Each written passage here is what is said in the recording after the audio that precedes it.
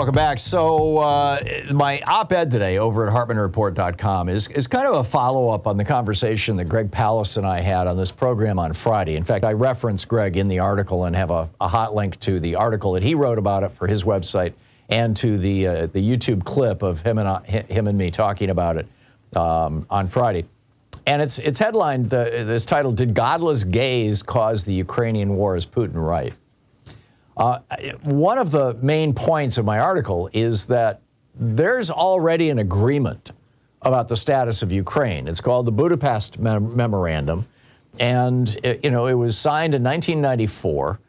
Ukraine at that point in time had the third largest stash of nuclear weapons in the world. They were all left over from when Ukraine was part of the Soviet Union. Ukraine is a huge country. It's the size of Texas. It's massive. It's literally the largest country in Europe.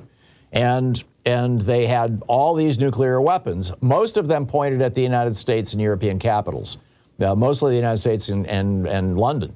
And so the United States, the United Kingdom, Russia, and Ukraine got together and negotiated this deal where the United States would put in $3 billion to help decommission these nuclear weapons and reimburse essentially Ukraine for the expenses associated with it.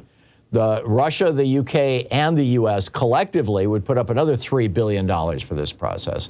Russia would pick up the expense of coming into Ukraine, picking up, it was about 1,900 nuclear warheads, picking up 1,900 nuclear bombs, transporting them back to Russia, decommissioning them or doing whatever they want with that, or whatever they did with them. And that in exchange for Ukraine giving up all of the nuclear weapons that they had, which could have been a deterrent against Russian aggression, in exchange for doing that, Ukraine got a solid, sworn, written commitment from the United States, the United Kingdom, and Russia that Ukraine's borders would be respected, and if any country ever invaded Ukraine, those three countries would come to their defense. It was like a mini NATO. So the history of this thing is I mean, the backstory of how we got here in the second year of this brutal terrorist war against Ukraine by Russia is absolutely fascinating. And I trace it in the article by going back to Putin's own statements, speeches, and writings. Back in 2008, he was talking to George W. Bush, and he said, and I quote, this was at a NATO meeting in Bucharest, he said, quote, "You don't understand, George, that Ukraine is not even a state. What is Ukraine? Part of its territory is Eastern Europe, but the greater part is a gift from us." George Bush didn't respond to that. He just kind of brushed it off. 13 years later, in July of 2021, this was 7 months before Putin invaded Ukraine on February 24th, 2022. So 7 months before the invasion,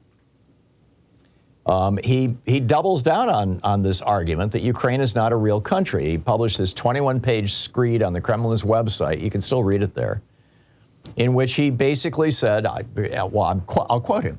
He said, "I said that Russians and Ukrainians were one people, a single whole. It is what I have said on numerous occasions and what I firmly believe."